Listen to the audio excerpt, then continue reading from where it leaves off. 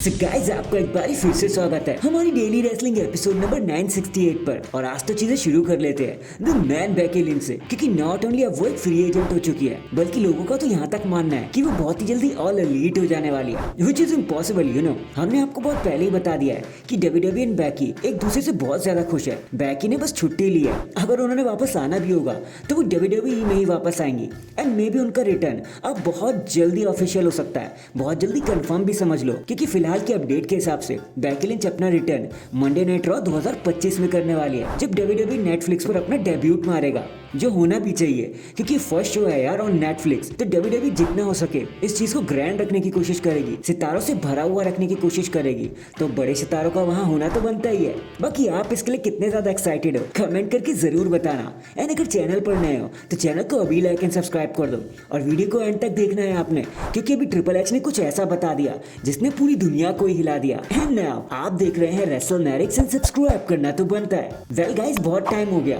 हमने raw and SmackDown की viewership को कवर ही नहीं किया, उसके बारे में बात ही नहीं करी। तो चलिए आज सिलसिला उसी से शुरू कर लेते हैं। तो लास्ट मंडे नाइट रॉ जहां हमने वुमेन्स वॉर गेम को सेटअप होते हुए देखा था, तो उस शो को मिले हैं महज 1.564 मिलियन की व्यूअरशिप, जो एक फ्लैगशिप शो के स्टैंडर्ड से तो काफी ज्यादा लो है। बट क्या कर सकते हैं भाई, रॉ का यही सब चलता रहता है यूएसए नेटवर्क पर, तभी तो वो नेटफ्लिक्स पर जा रहे हैं। एंड अब अगर रॉ की बात शुरू हो गई है तो WWE नेटफ्लिक्स के बारे में भी बात कर लेते हैं, क्योंकि उसका नया लोगो अब मार्केट में ट्रेंड किया जा रहा है। जब मंडे नाइट रॉ का नया लोगो हमें देखने को मिल रहा है, जरा सा ट्वीक हो रखा है। बाकी ये लोगो आपको कैसा लगा कमेंट करके वो जरूर बता देना, क्योंकि पर्सनली भाई हमें तो ये पसंद नहीं आया, पुराना वाला ही अच्छा था। खैर लास्ट फ्राइडे नाइट स्मैकडाउन जो हो रही थी मिलवॉकी विस्कॉन्सिन से, तो फाइनली जहां पर हमने देखा था कि टीम रोमन और टीम सोलो एक दूसरे के आमने सामने आए थे, तो उस शो को भी मिले हैं 2 मिलियन से नीचे की व्यूअरशिप, जो स्मैकडाउन के स्टैंडर्ड के हिसाब से तो काफी ज्यादा नीचे है। क्योंकि अभी अगर स्मैकडाउन फॉक्स पर आ रहा होता ना, तो वो नेटवर्क स्मैकडाउन को बड़ी आसानी से 2 मिलियन के पार पहुंचा देता। लेकिन यूएसए नेटवर्क पर तो देखो ऐसा ही चलता रहता है भाई,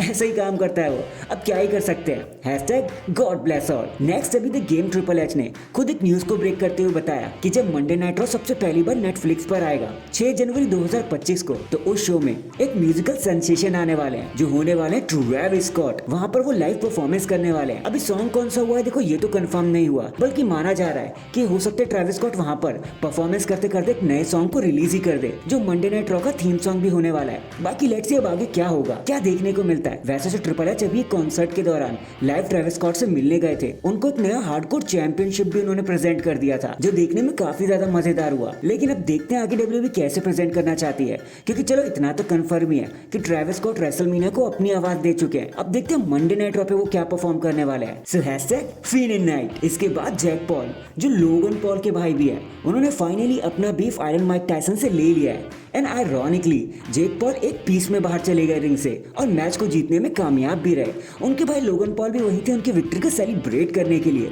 मैच के बाद टायसन एंड जेक के बीच में हमें एक बहुत ही अच्छा मोमेंट ऑफ रिस्पेक्ट भी देखने को मिला, जो भाई एक स्पोर्ट्समैनशिप को दर्शाता है। एंड अगर पैसों की बात आप कर ही रहे हो, तो देखो माइक टायसन ने इस मैच के लिए $2 मिलियन का चार्ज लिया, और जेक पॉल ने $40 मिलियन का चार्ज लिया, जो माइक टायसन से दुगना ही है।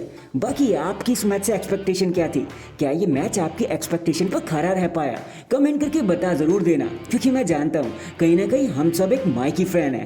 तो hashtag iron Mike Tyson. In the and last Friday night SmackDown पर हमने देखा कि जब रोमन रेंस नाइट के एंड होने के बाद the wise man walrus Paul Heyman को कॉल कर रहे थे, तो उनका नंबर लगा नहीं, नॉट रीचेबल आ रहा था, जिसकी वजह से रोमन के हाथ से फोन ही छूट गया कि भाई अब मैं क्या करूं, क्योंकि अब उनका कोई साथी नजर नहीं आ रहा।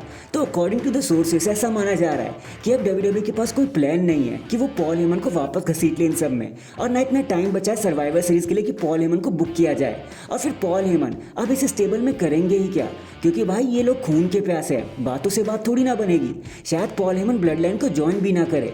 बाकी हाँ, अगर आप सोच रहे हो कि टीम रोमन को कौन ज्वाइन कर पाएगा, तो भाई हम सीधे सीधे बता रहे हैं, it's Seth freaking Rollins, not because of friendship. वो रोमन के साथ दोस्ती करने नहीं आ रहे हैं, बल्कि वो वहां पर इसलिए हैं क्योंकि उनके दुश्मन, उनके खून के प्यासे ब्रॉन्सन रीड अपोजिंग टीम को ज्वाइन कर चुके हैं। सो बस उसी के लिए ये सब हो रहा है। बाकी अब तो एक ही चीज कहनी बाकी है भाई, let the war games begin. So that is it guys, अभी के लिए तो बस इतना ही।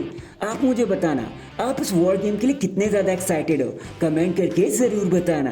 एंड अगर चैनल पर नए हैं तो चैनल को अभी लाइक एंड सब्सक्राइब कर दो। बाकी मैं मिलता हूँ आपसे किसी और अपडेट के साथ, तब तक के लिए अपना ख्याल रखें और खुश रहें।